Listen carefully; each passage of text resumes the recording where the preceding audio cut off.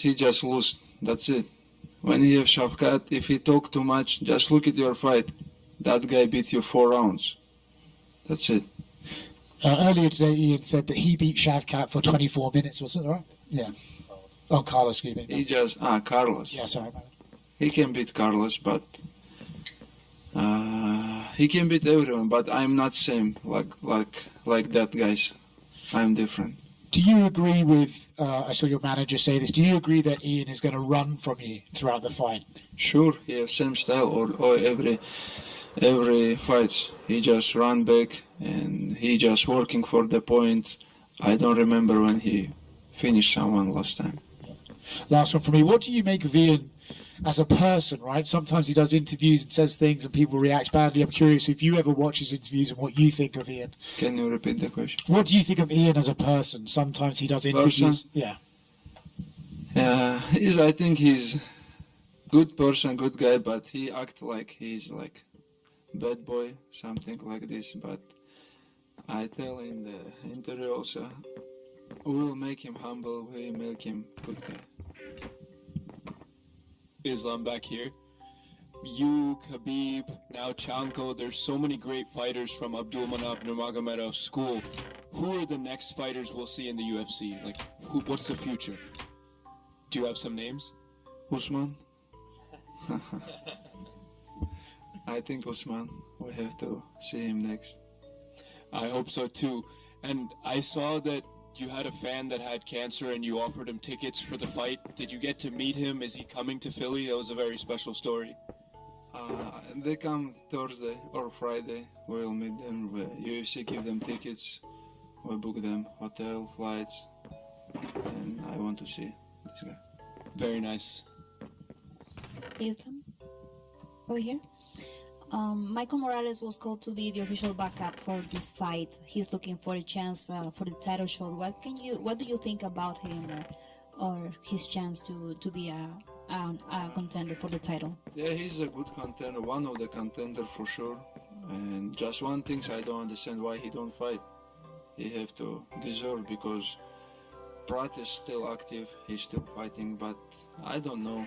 I don't want to work like behind Ian Gary because I have good opponent.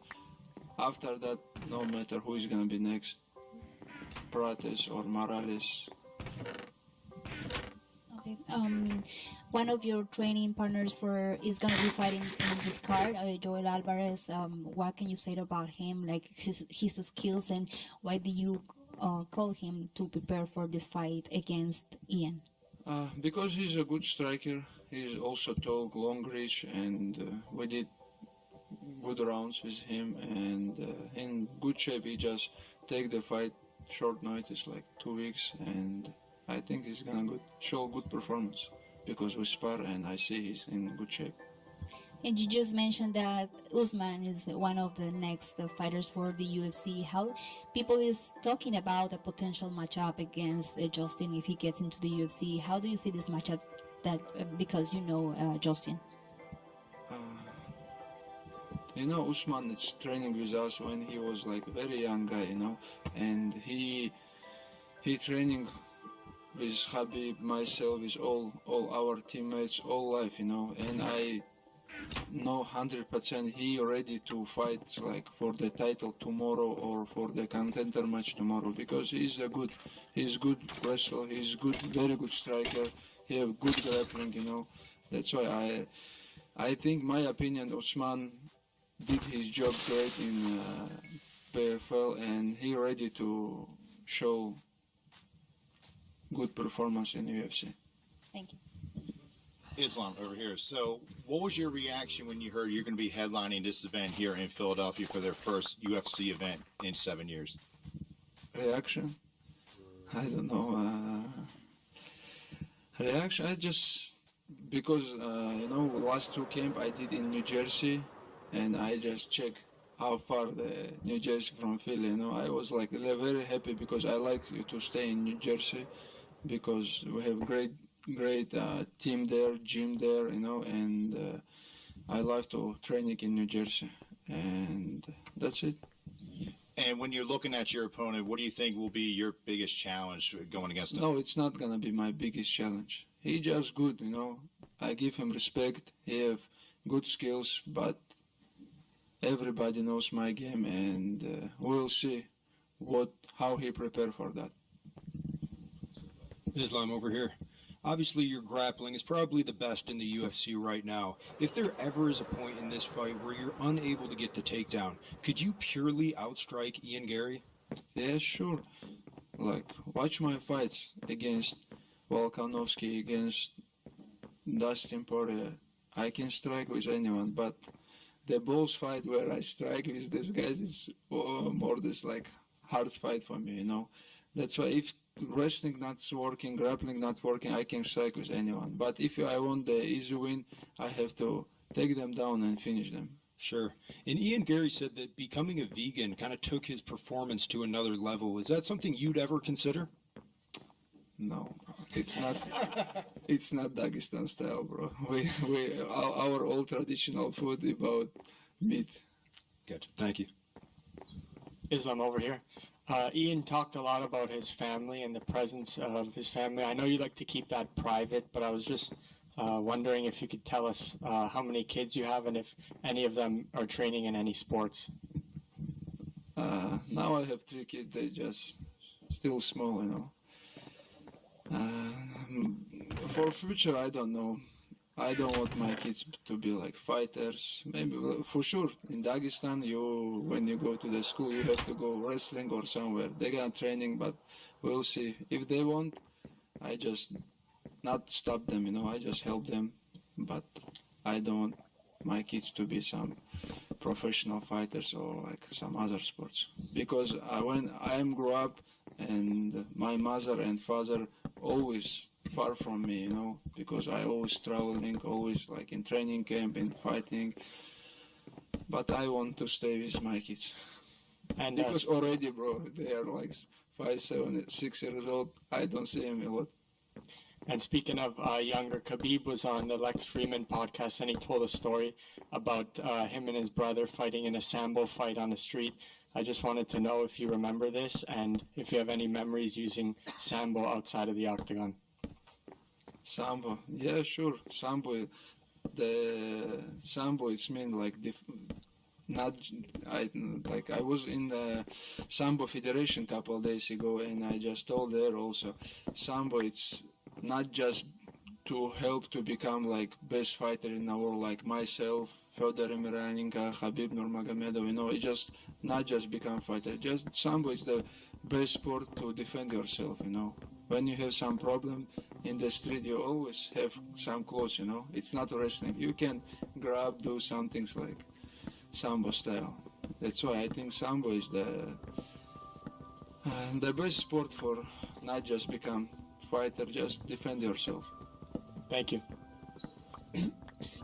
For example, Jiu-Jitsu, bro, if you want to defend yourself, you have to lay down.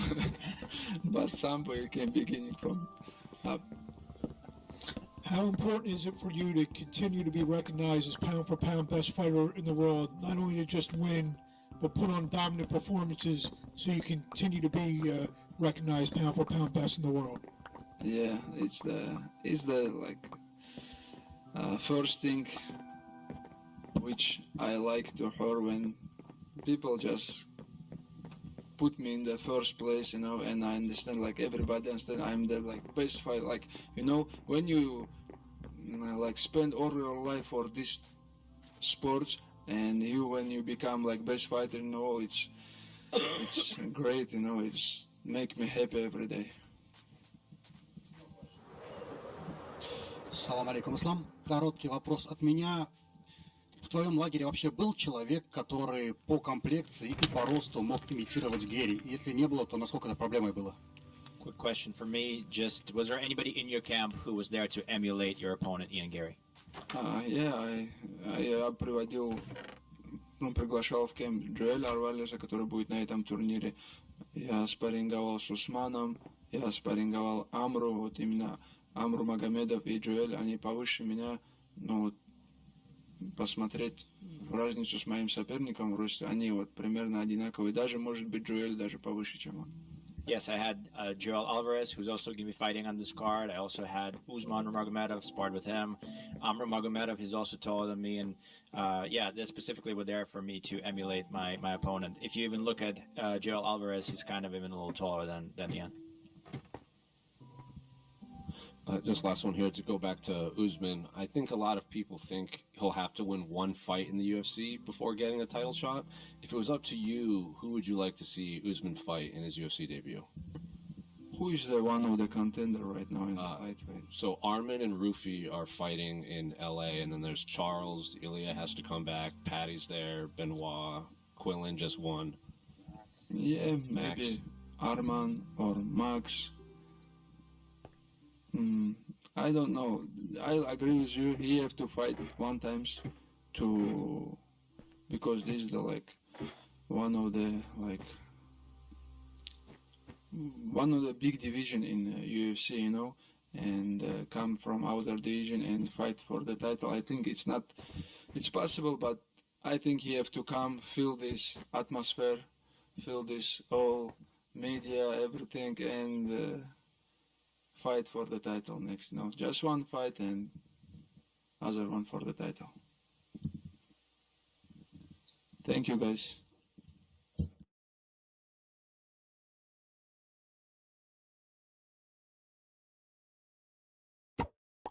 Good morning, folks. How are we? Before we start, I just want to make one thing abundantly clear. I've got the biggest fight of my life this weekend. I'm absolutely, completely fucking focused on the fight.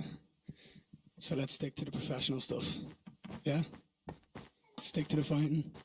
Let's talk about the fighting. Let's talk about Islam. Let's talk about the fight. Nothing else. Well, Ian, to go off of that, I guess, the first time we saw you at MSG, you were kind of you had this plan to get the title. You were speaking at as if it was inevitable. So now we're only a few days away from you getting to achieve that dream. Has it hit you? Has it dawned on you? Or do you finally have to treat this as a normal fight week, preparing not only for the title fight, but the #1 fighter in the world? That's a great question. I knew from the moment I started this sport, I knew the talent that I had. And I knew that with all the talent, the discipline, the sacrifice, and the hard work that I knew I would put in, I knew I would get here. And I have gotten here. And nobody in the world has deserved a world title shot more than me. It still hasn't hit me yet. I still think it's going to be Friday when it hits me. And I'm like, all right, this is it. He's here. There's no more to do. There's no more weight cutting. There's no nothing, no media. It's just show up, face off at the ceremonials, and then I know tomorrow I fight him. I think then it will kind of come to reality that it's real. But I've always said I want to fight the toughest fighters in the world, the best fighters in the world, because that's how you become great. You leave no question marks, no excuses.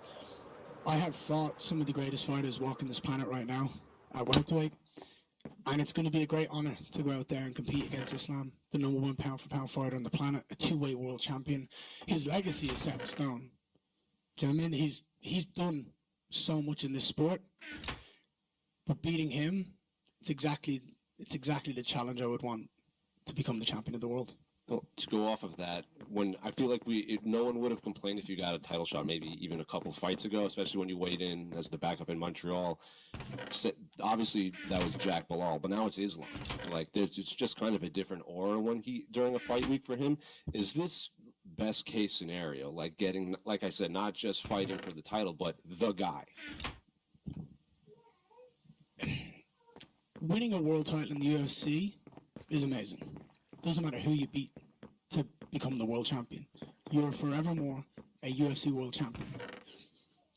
But just like when Conor McGregor beat Jose Aldo, who hadn't been beaten 10 years, there was a different, okay, this is legit. I get the same opportunity to fight the #1 pound-for-pound fighter on the planet, a man who is on a record-setting win streak that we haven't seen since the great Anderson Silva. So for me to go out there against him, who many consider to be a generational talent, they're starting to talk about him in the GOAT conversation. For me to go out there and have that as the challenge that I have to go out and beat to prove not only I'm the champion of the world, but I really truly am the best on the planet. It's exactly what I want. Is he a guy that you think you'll have to beat twice, considering, you know, everything he's done? In the past, we've seen guys with these long win streaks, they lose and then they get the immediate rematch just based on their resume. Is Islam a guy you have to beat twice to finally put an end to it? I think let's focus on beating him once, and then we can focus on beating him twice. Does that make sense? But it all depends on the fashion. If I go out there and I scalp him in 2 minutes, do you want to see me fight him again straight away? Do you know what I mean? That's just the way it is. If we have a back and forth war like he had with Volkanovski, then it probably would warrant a rematch. But also, there's many other challenges here that are exciting at the same time. So let's get through Saturday night. Let's get the win, and then we'll see in what fashion I get the victory and if there's a rematch on the cards. But I wouldn't be against it. I think he's earned enough to do it. But let's get through Saturday night first. Did you bit of your camp in Georgia, or a big chunk of your camp there? It was the first place I went to when I found out that we were next. It was way early on. We went to Georgia because I wanted to fit. The Georgians were so lovely. Ahead of my fight with Bilal, I told them I was going to need their help. When I do, let me know. I got so many messages, so many opportunities to go out there and train. And it was great to feel their pressure, their style, their pace, their skill, and then kind of mold my vision of how I need to win the fight from what I learned there, if that makes sense. So how do you see the fight playing out in your mind? People are talking about it being an interesting fight, but the truth is it's such a black and white fight. He has to get me down, I have to keep it on the feet. However, it's the most elite of both of those worlds. He is unbelievably good when he grabs a hold of people, and I am unbelievably good at moving around on the feet and being the best striker in the world. So it's how do we get our games going to win the fight? Who's going to control the fight? Who's going to get the fight where they want it to be, keep it where they want it to be? Can he grab a hold of me, keep a hold of me, get me to the ground, hold me down? Can I stop him taking me down? Can I keep the movement? Can I keep hitting him, keep hurting him? And that's the fight. But I believe it's the most elite version of a striker versus a grappler that we've ever seen in the sport. I think it's the next generation of what MMA has turned into, because Islam is no slouch on the feet. Look at what he did to Jack Della Maddalena. Like, the guy can strike, but we don't talk about it because he's so good at the grappling. And for me, it's very simple. He is a phenomenal fighter in every facet of the game, as am I. And I think this is one of the most well-rounded fights we've ever seen in the UFC, full stop. The last one for me, to kind of go off of that. I mean, you train with Damien and Charles, who are two of just the most elite grapplers we've ever seen. Can I just ask what it is like rolling with Damien? Because I've chatted with people in the past, and they say it's like, they compare it to drowning. Like, you just don't know where you are, and you kind of have no control of your body down. No, I wouldn't say it's like drowning. I would say it's like, it's almost worse. It's almost worse than drowning, because it's like, oh, okay, sweet. So we're gonna touch gloves, we're gonna roll. I know you're gonna get my back at some point, and I know exactly what's gonna happen when you get there. I know that's the plan, and you just can't stop it. Like, he's so good at it, but that's what happens when you spend a lifetime at perfecting a craft. And he's like, the guy's a choke called the Maya Leon. He knows what he's doing. Do you know what I mean? It's unbelievable. And Charles is the most dangerous grappler in mixed martial arts, because he can catch you with anything from anywhere, and it's just so dangerous. So you have to be on it at every single second when you're grappling with him, which is very different styles. Like, Charles can beat you everywhere, anywhere, at any given second, because he's so flashy and so fast. Whereas with Damien, it's like, he's gonna get my back at some point, and when he does, like, I can't stop him. Does that make sense? You had a face-off with Islam last night on the Rocky steps and everything. Any takeaways from that? Does he look like, a true welterweight now to you? And was that your first time ever seeing him in person? No, second time I've ever seen him in person. The first time I seen him in person was backstage at Vegas, and him and his team were like shouting it. I think it was Nick or Nate Diaz. There was a little bit of beef backstage, and I remember just turning to him and going, "Hey, brother, don't waste your time. And that was it. And he was like, hey, that was it. That's the only ever interaction I've ever had with him. I don't even know if he remembers it, but it was just like, you don't need to waste your time, my friend. No, look, he's not going to be undersized when it comes to weight. There's not going to be any difference from a strength point of view. He's going to be strong. He's going to weigh the same as me. However, I physically couldn't make 155. So when we talk about natural welterweights, I'm bigger. I couldn't make the weight he used to make. So size-wise, people are talking about it online. It doesn't correlate for me the same way. I think it's more stylistically this fight is interesting than size. If anything, me being tall is better for him because there's more room for him to get under, to get to my leg. There's more leg to get. Do you know what I mean? So I just kind of felt like yesterday he didn't want to be there.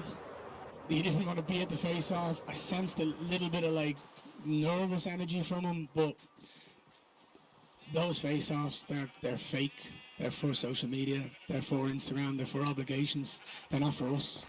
The face-off that matters to me is Friday. When we've made weight, we've done all the hard work, we show up in front of our fans, and it's the last time we get to look at each other before we meet in the octagon. That's the one that matters to me. What about tomorrow? What are your expectations for the press conference? Are you like expecting to go back and forth with him, to be very respectful? I think Islam's a funny dude. I like his comments. I think he's got a great dry humor with the kind of the language barrier that he has. I think it's hilarious. It comes across great. Yeah, look, I have no problems with Islam. There's all respect from a competitive point of view. There always is. If he says anything that steps out of line in my book, then he's opening up a door for me to go in, and I don't want to do that. Does that make sense? There's too much negativity in this sport. There's too much of a bad energy at times. We always want to talk about someone in a negative light. Oh, this person said this. What do you think? Oh, he's this, he's that. Gone should be the days of negativity, and let's just speak about people in positive light. So I don't want that to go that way. I don't want any negativity. Let's focus on the fight. There's history to be made on both sides of the octagon. You know, he's the greatest lightweight champion we've ever seen. He's a two-weight world champion, and if he can win this fight on Saturday night, he breaks the longest consecutive win streak in UFC history. On my side, I'm trying to achieve the dream that I had as a 16-year-old kid from Dublin, Ireland, of becoming the UFC champion. Not only that, I'm also, with a win, the most victorious Irishman in UFC history, and I break Conor McGregor's wins at the moment. So there's history on both sides of the octagon. I want to create mine and stop his, and we don't need to do anything else other than just fight on Saturday night. Does that make sense? If you win this fight, do we have to change the nickname? Because I guess the future would be now, right? Or do you? The future's inevitable, buddy. The future's in 5 minutes' time. If we want to walk outside and have a fight in 5 minutes, it's inevitable. I'm going to be there. Let's go. It's never going to change. If anything, it'll just pass on to the little terror that's running around this hotel this week, to little Leander. He's 100% a fighter, and I'm excited to see that future play out. Ian, right here. You talked about how this is pretty black and white, striker versus grappler, maybe the most extreme example of that in UFC history. But if he does bring it to the areas that he's good at, to the ground, how comfortable are you dealing with that? And also, do you feel like you still, after all these years, don't get enough credit for your grappling? Grab my leg and find out. It's that simple. I've trained with Damon Moya. I've been training with Charles Oliveira. I've got John Hathaway in the back there. Absolute legends. I have prepared the best I possibly can for this fight. There is no stone unturned. I am ready for everything. Grab my leg and let's find out. Ian, back here. You've obviously trained grappling with Damian Maia. You struck with Conor McGregor. You've been very open-minded to acquiring skills and going around the world. I want to ask you, what do you believe is the best base for MMA?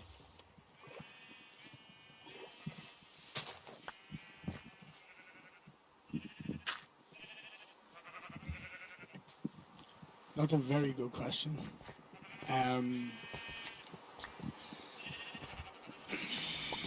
There's so many ways to look at this.